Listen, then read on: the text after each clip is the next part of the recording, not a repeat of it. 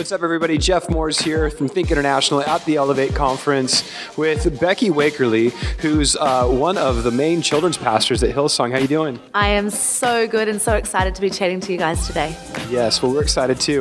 The following content is brought to you by Elevate Conference, a children's, preteen, and family ministry leadership conference from Next Gen Ministries. Go to elevateconference.ca/think to get access to free leadership videos and resources. Okay, now I have a big question. Hillsong's really known for their worship. You know, you guys are incredible. You produce albums like crazy, as well as a lot of children's worship albums too. What would you say is like a fair expectations for kids' ministries and their worship, and how engaged kids can be in worship? I think at the start of the day, as adults, we know how powerful praise and worship is for our own lives. So it's so important that we're providing opportunity for our kids, and it's just starting somewhere where our kids are having an opportunity to know the power of praise, to know the power of worship, and how it's a powerful tool for their own lives. Psalms 8 verse 2 says, you know, the praise of children and infants silences the enemies. So it's really powerful and really important to me that kids are getting that opportunity to know the power of that tool in their hands for their everyday life. So I think it's not about thinking that there has to be bells and whistles and budget and lights, but it's about starting somewhere, whether it's a CD or a guitar or however that works, just that there's some opportunity for children to know the power of praise and worship for their everyday life. What would you say are maybe some tips or tricks for engaging, you know, kids, especially even the younger ones when it comes to worship? Well, number one, it's remembering that they're kids. They love to dance, they love song, they love colour, they love fun. And so it's important that we're presenting praise and worship in a colourful and fun way.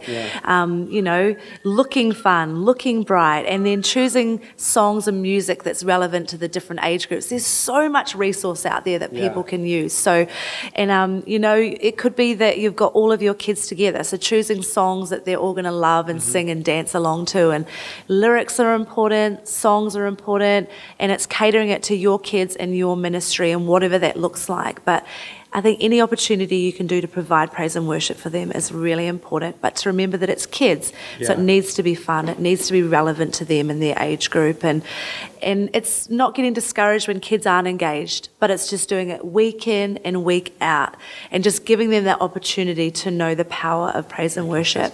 And one week they might be engaged, one week they're not, but if you keep doing it, there's going to be some moment in the opportunities that you provide where you're going to create a moment for every kid to know our amazing God. That's so good.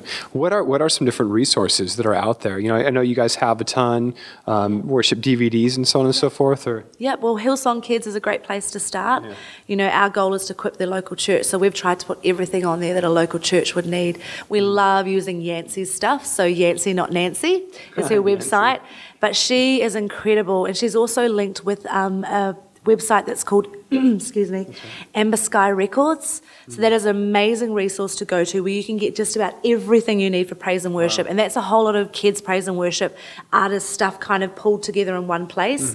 So definitely check out Yancy Not Nancy, Amber Sky Records, and then Jumpstart 3 is great. They put a lot of their the scripture and Bible into music, really fun, updated music. So that's 3 great resources there, including Hillsong Kids, so 4 great resources that could be great for your children's ministry to use. Awesome. Now, when it comes to like our kids, oftentimes I think that we want to dumb things down, or we create such low expectations for them, you know, spiritually, scripturally, everything. What have you seen over the years as far as what do you think a capacity for a kid is when it comes to growing and being discipled? Well, you know what? When I think of us as adults, we just want to belong. We want to feel valued, we want to know that we have a place, and it's exactly the same for children. They just want to know that they're special, that they're valued, that they've got something to bring to this world. And I think as adults and parents, we just need to model what we would want to see from our children. We're training them in the way they should go. So for example, if you're going to talk about faith or the Bible and all those things, you're going to keep doing those things over and over again. So I think what we can do is just model to the kids in our own lives what we want to see for their lives, and to know that, you know, even the little ones can get and grasp concepts of God, to when they're 5, to when they're 8, to when they're 12, and to just add stacks as you go and as they get older, but to just start somewhere. No, for say, our conference here, Elevate, what would you say is the importance of a conference like this for children's pastors, children's leaders, and workers? I think a conference like this is important because it brings everyone together that's like-minded. And I really believe that any setting like this, every person that comes is going to leave with some type of goal that's going to be relevant to their life personally and to their teams. And so, in our church culture, a lot of our language is all about next steps. So my heart is that anyone that comes to Elevate or any type of conference or gathering is that they leave it going, these are our next steps. And so I always encourage people, what's your personal next step? What do you need to work on personally? What's your leadership next step? What's going to take you forward as a leader? And then what's your team's next step? Or what's your children's ministry's next step? So I think the value is gold that personally impacts you. And that can be a phrase, it can be in worship, it can be from a speaker or a lab session, however that works. But what can you take back as a next step for yourself and for your team and your children's ministry is really important. That's awesome. Now, what are some personal resources people can connect with you? Where? Twitter, websites, anything?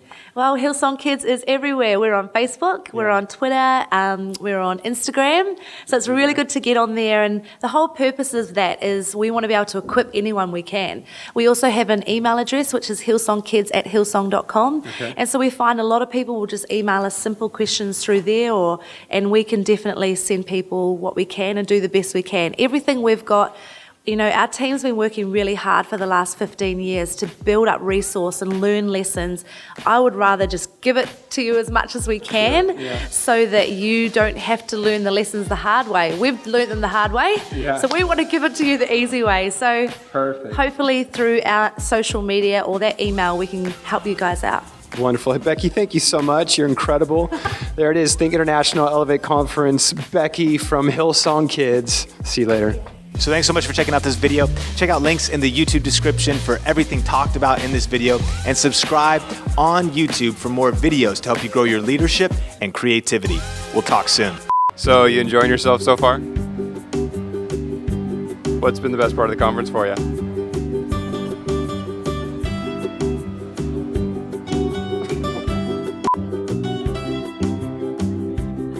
I'm surprised you're not floating away. You look a little stoic to me. Okay.